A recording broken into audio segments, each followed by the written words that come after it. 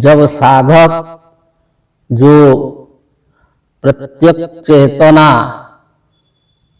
अधिगम होता है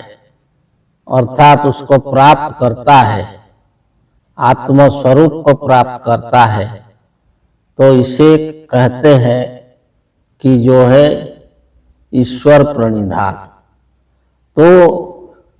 वो जो ईश्वर प्रणिधान है तो उसमें कि समझना चाहिए कि यहाँ जो सूत्र में बताया जाता है कि प्रत्यक्ष चेतना अधिगम, चेतना जो चेतन है, तो ये चेतन जो को लेकर के मन जो है बाहर के तरफ सब समय भागता है, जो इंद्रियों का विषय के तरफ भागता है और जो भोग के तरफ भागता है। तो ये मन जब प्रत्यक्ष होता है अर्थात उल्टा गति करता है, तो जो प्रति अच्छ गतौ धातु से बना है प्रत्यक्ष का मतलब है जो वो अंतर चेतना के तरफ जाता है मन, जो बाहरी चेतना को लेकर जो विषया के तरफ वो जाता था और लौट करके जब अंतः चेतना के तरफ जाता है और उसको प्राप्त करता है तो उसको बोला जाता है कि प्रत्यक्ष चेतना अधिगम। उसमें जो व्याख्याकारों ने बताए कि ईश्वर प्रणिधान का मतलब जो उसमें जो ईश्वर को आत्मा से अलग बताते हैं और जो मजहबी ईश्वर का ज्ञान उसमें देते हैं कि ऐसे जो ईश्वर को जो प्रणिधान करने से जो योग होता है, परंतु वो जो ईश्वर है, जो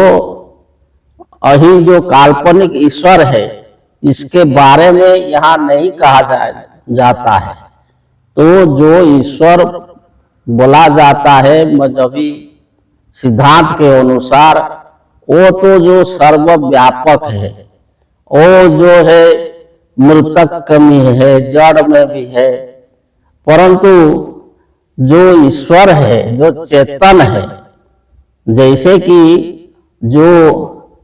काठ के बनाया हुआ घोड़ा घास नहीं खाता है और पत्थर के द्वारा बनाया गया शेर काटता नहीं, तो ऐसे जो जड़ की जो कल्पना है तो वो जो है वो सत्य नहीं है। सत्य है जो चेतन, क्यों कि वो है सत, चित और आनंद। जो सत है, जो चेतन है और जो आनंद स्वरूप है, यही है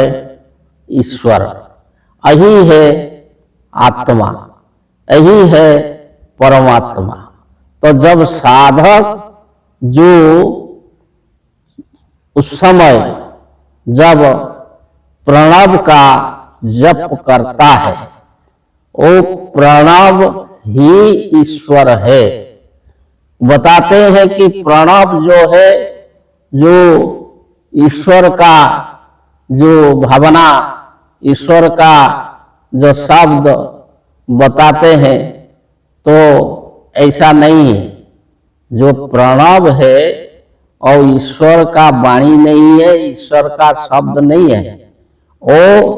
प्रणव ही, वो ओंकार ही ईश्वर है, ओंकार ही आत्मा है और ओंकार ही परमात्मा है। तो उसी में ही मन को लगा करके, उसी का ही चिंतन करके, उसी का ही भावना करके प्रणव का जप करने से साधक प्रत्यक्ष चेतना को प्राप्त करता है। और इसे क्या होता है कि इसे जो है, उसका जो है, जो उसका अंतराय अभाव, जो अंतराय है, अर्थात जो योग का बाधक है, योग करने के लिए, समाधिस्थ होने के लिए और स्वरूपस्थ होने के लिए